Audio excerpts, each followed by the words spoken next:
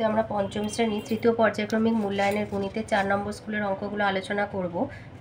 একের ক 9-7 একটি অপ্রকৃত ভগ্নাংশ, যেহেতু লব বড় হর ছোট তাই এটি একটি অপ্রকৃত ভগ্নাংশ। খ আয়তক্ষেত্রের ক্ষেত্রফল হবে দৈর্ঘ্য গুণ প্রস্থ। ক দিয়েছে ছোট থেকে বড় হিসাবে সাজাও, তো যার হর বড় হয় সে ছোট হয়, তাই এ ছোট, তারপরে আসবে এইটা, তারপরে এইটা, মানে আয়তাগের উত্তরটা। ঘ শঙ্কুর শীর্ষবিন্দু হবে একটি, শঙ্কু হলো যেমন তেল ঢালার ফানেল শঙ্কুর উদাহরণ, বা কোন আইসক্রিম। উন্নতে দিয়েছে ঘড়িতে 3টে বাজলে মিনিটের কাঁটা ঘন্টার কাঁটা কত ডিগ্রি কোণ উৎপন্ন করবে? 90 ডিগ্রি। চতে একটা ছবি দিয়ে বলেছে কত অংশ রং করা আছে, তাহলে মোট বাক্স হচ্ছে 8টা, তার মধ্যে 2টো রং করা আছে, তাহলে 2-এর 8 অংশ।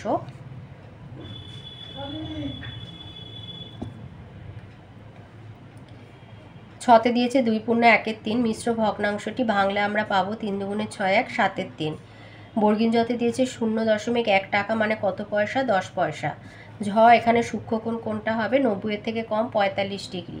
ইংতে দিয়েছে একটা ফুল মানে 10 হলে তাহলে এটা মানে কতগুলো? 10 10 20, আর এটা হাফ মানে 10-এর হাফ 5, তাহলে 25।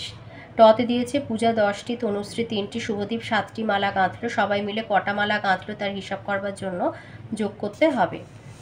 2-এর কতে দিয়েছে 10 পূর্ণ 750-এর 1000-কে দশমিক ভগ্নাংশে প্রকাশ করো আর স্থানীয় মানে বিস্তার করো।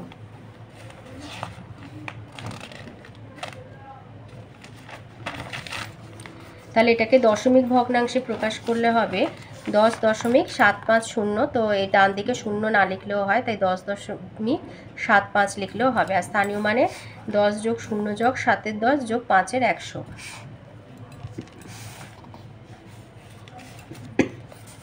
কতে একটা যোগ করতে দিয়েছে 109 টাকা 2 পয়সার সাথে 99 টাকা 77 পয়সা, তাহলে যোগ করলে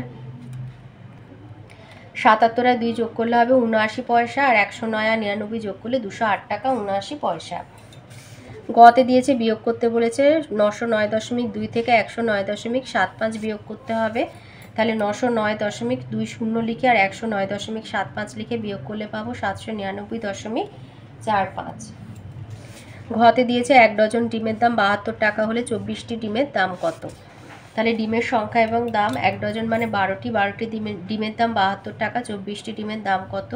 ডিমের সংখ্যার দাম হচ্ছে সরল সম্পর্ক, লিখবে 12টি ডিমের দাম 72 টাকা, একটি ডিমের দাম 72-এর 12, আর 24টি ডিমের দাম 72 গুণ 24/12।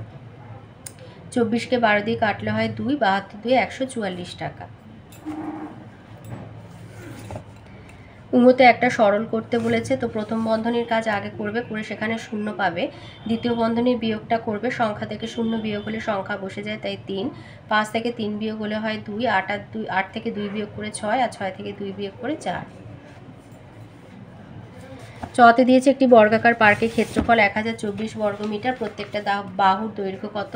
1024-এর বর্গমূল বের করতে হবে। তো তোমাদের মৌলিক বিশ্লেষণের মাধ্যমে, উৎপাদকের বিশ্লেষণের মাধ্যমে বর্গমূল এখন করবে। তো এখানে 10খানা 2 হবে, তার মধ্যে থেকে বর্গমূলের ভেতর থেকে জোড়া থেকে 5টা 2 বেরোবে। 2 2 4, 4 2 8, 8 2 16, 16 2 32, 32 মিটার, তাই প্রতিটি বাহুর দৈর্ঘ্য হবে 32 মিটার। ছতে একটা যোগ করতে দিয়েছে, তো এগুলো সব মিশ্র থেকে অপ্রকৃত গেলে এটা থেকে পাবো 11-এর 5, এই ভগ্নাংশ থেকে পাবো 22-এর 15, আর এখান থেকে পাবো 29-এর 20। 5 15 20 লসাগু হচ্ছে 60, এবারে যোগ করলে পাবো 307-এর 60, তাহলে 5 পূর্ণ 7-এর 60। বর্গিন জতে আছে একটি আয়তকার বাগানের পরিসীমা 160 মিটার আর প্রস্থ 20 মিটার হলে দৈর্ঘ্য কত? তো এই ক্ষেত্রে পরিসীমার অর্ধ পরিসীমা বার করবে। অর্ধ পরিসীমা মানে পরিসীমাকে 2 দিয়ে ভাগ করে নেবে, তাহলে 160 বিভাজিত 2 মানে 80 মিটার। অর্ধ পরিসীমা মানে হচ্ছে দৈর্ঘ্য, এটা সমান মানে হচ্ছে দৈর্ঘ্য আর প্রস্থের যোগফল, দৈর্ঘ্য যোগ প্রস্থ। তাহলে আমাদের প্রস্থ বলে দিয়েছে 20 মিটার, তাহলে এখান থেকে দৈর্ঘ্য আর প্রস্থের সমষ্টি থেকে 20 বাদ দিলে আমরা দৈর্ঘ্য পেয়ে যাব, তাই দৈর্ঘ্য সমান 80 বিয়োগ 20 সমান হবে 60 মিটার।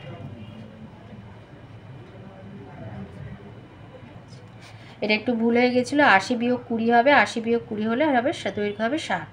তাহলে পরিসীমা দেখো 60 আর 20 যোগ করলে হয় 80, 80কে 2 দিয়ে গুণ করলে 160 মিটার। এটা একটু চিহ্নটা ভুল হয়ে গেছে।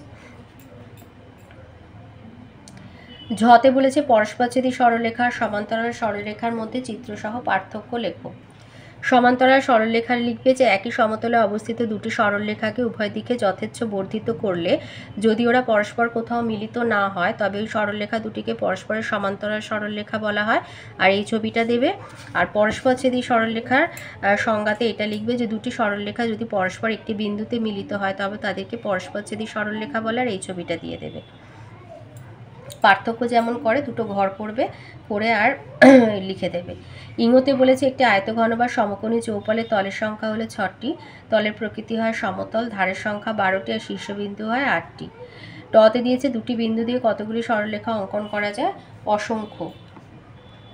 অসংখ্য সরলরেখা অঙ্কন করা যায়। তো এটা এইভাবে গোলে আঁকবে, একটা গোল এঁকে এইভাবে আমাদের যেরকম অশোক চক্র রয়েছে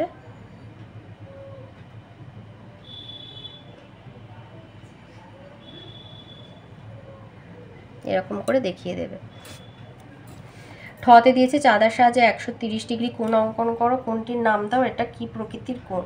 130 ডিগ্রি যেহেতু 90 থেকে বড়, 180 ডিগ্রি থেকে ছোট, তাই এটা হবে স্থূল কোণ।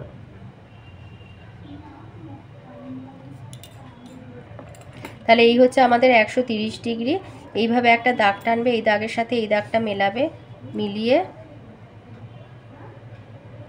এই 130 ডিগ্রিতে এখানে একটা দাগ দেবে, এটা জুড়ে দেবে।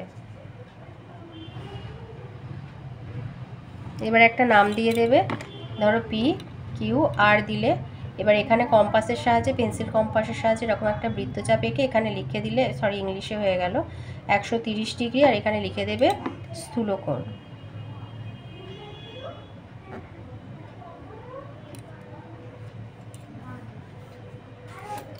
দিনের কতে আসি বলেছে রিয়া আর ময়না দুজন 25টা তরমুজ নিয়ে বাজারে গিয়েছে। প্রত্যেকটি তরমুজ তারা 60 টাকা দরে বিক্রি করেছে, মানে একটা তরমুজ বিক্রি করেছে 60 টাকা, এভাবে 25টা বিক্রি করেছে। আর প্রত্যেকটি তরমুজ তারা 40 টাকা দরে কিনেছিল, মানে একটা তরমুজের দাম 40 টাকা, সেই হিসাবে 25টা কিনেছিল। এবার তাদের লাভের পরিমাণ তারা সমান ভাগে ভাগ করে নিল, প্রত্যেকে কত টাকা পেল। তো গণিতের ভাষায় এইভাবে সরলের আকারে সাজিয়ে নেবে। 25 গুণ 60 বিয়োগ 25 গুণ 40 ভাজিতক 2। তাহলে 25 আর 60 গুণ করলে 1500, আর 25 আর 40 গুণ করলে 1000, তাহলে 500 ভাজিতক 2 মানে 250 টাকা। তাহলে তারা প্রত্যেকে 250 টাকা করে পাবে।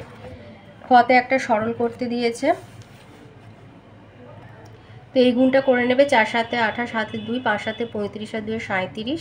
এখান থেকে যোগ করলে পাচ্ছি 8, 50 বিয়োগ 8, তাহলে 378 বিয়োগ 7 যোগ 50 থেকে 8 বিয়োগ দিলে হয় 42।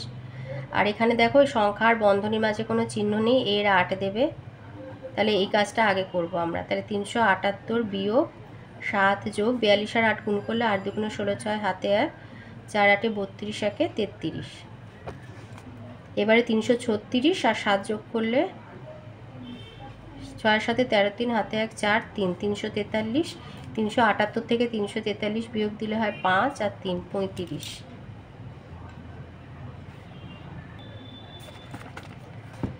গতে বলেছে একটি বর্গাকার বাগানের ক্ষেত্রফল 144 বর্গমিটার, বাগানটাকে ঘিরতে কত মিটার বেড়া দিতে হবে?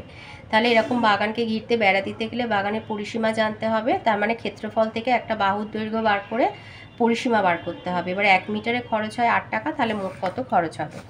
তাহলে বাগানের ক্ষেত্রফল 144 বর্গমিটার, অতএব একটি বাহুর দৈর্ঘ্য 144 মানে 12 12 144 মানে 12 মিটার। অতএব বাগানের পরিসীমা 4 গুণ একটি বাহুর দৈর্ঘ্য মানে 4 গুণ 12 মিটার মানে 48 মিটার। তাহলে 1 মিটার বেড়া দিতে খরচ হয় 8 টাকা, 48 মিটার বেড়া দিতে খরচ হবে 240 টাকা। তাহলে বাগানটিকে ঘিরতে 48 মিটার বেড়া দিতে হবে আর মোট 240 টাকা খরচ হবে। ঘতে একটা চিত্রলেখ দিয়েছে, এই ছবিটা মানে 6 নম্বরের জন্য এটাকে চিত্রলেখের মাধ্যমে প্রকাশ করতে হবে। তো এখানে 48 মানে 6 8 48, তাহলে এই ছবি 8টা এঁকে দেবে। তারপরে অঙ্কেতে আছে 42 মানে 6 7 42, এখানে 7টা এঁকে দেবে। ইংরাজিতে আছে 39, তো 6 6 36, ওই মোটামুটি 6টা আঁকবে। এটা হাফ আঁকতে হবে না, ইংরাজিতে ছিল 39, 6 6 36 আর 6-এর হাফ হচ্ছে 2, ওই একটা হাফ ছবি আঁকতে হবে। ইতিহাসে হচ্ছে 36, 6টা ছবি আঁকতে হবে, 1 2 3 4 5 6। ভূগোলে হচ্ছে 51, তো 6 8 48, 3 6 7 8টা, বিজ্ঞানে আছে 30, 5খানা আঁকতে হবে। তো এইভাবে এঁকে দেবে। 4 কতে দিয়েছে সরলকোণ ও সমকোণ কাকে বলে, চিত্র এঁকে দেখাও। সরলকোণ হচ্ছে যে কোণের মান দুই সমকোণের সমান তথা 180 ডিগ্রি, তাকে সরলকোণ বলে। এই ছবিটা আঁকবে। আর সমকোণ হচ্ছে যে দুটি রেখাংশ পরস্পর লম্বভাবে মিলিত হলে যে কোণ উৎপন্ন হয় তাকে সমকোণ বলে। আর এই ছবিটা আঁকবে। খতে দিয়েছে স্কেলের সাহায্যে 6.7 সেমি দৈর্ঘ্যের সরলরেখাংশ অঙ্কন করে তার নামকরণ করো। আচ্ছা, 6.7 সেন্টিমিটার এইভাবে স্কেলটা বসিয়ে এরকম করে মেপে দেখে নেবে, একদম শূন্য থেকে ধরবে। আর 6-এর পরে এই হচ্ছে 5, 6, 7 এই পর্যন্ত আসবে 7 সেন্টিমিটার, 6.7 নাম দিয়ে দেবে এবি, আর 6.7 সেমি লিখে দেবে। এরপরে আছে সমরেখ বিন্দু এবং অসমরেখ বিন্দু কাকে বলে। লিখবে সমরেখ বিন্দু হচ্ছে কতগুলো বিন্দু যদি একই সরলরেখায় অবস্থিত হয় তাদের সমরেখ বিন্দু বলা হয়, যেমন এবিসিডি হচ্ছে সমরেখ বিন্দু। আর অসমরেখ বিন্দু লিখবে যে একই সরলরেখায় অবস্থিত নয় এমন বিন্দুগুলিকে অসমরেখ বিন্দু বলা হয়, যে এবিসিডি এক্স এইগুলো হচ্ছে অসমরেখ বিন্দু।